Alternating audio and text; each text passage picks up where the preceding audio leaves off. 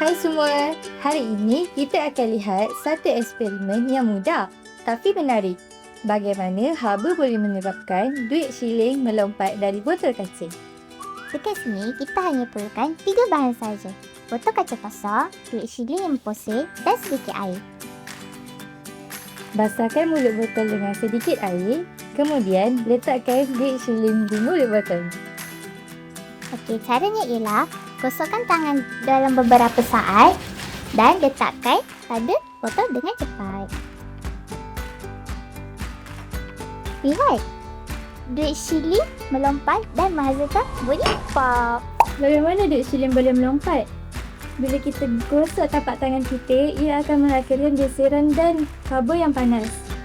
Apabila botol dipanaskan, udara di dalamnya mengembang dan keluar. Bila botol mula sejuk, udara mengecut dan tekanan dalam botol jadi rendah.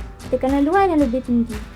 Untuk pengetahuan anda semua, konsep ini digunakan di dalam kehidupan seharian seperti enjin kereta, promos dan juga pembungkusan vacuum makanan.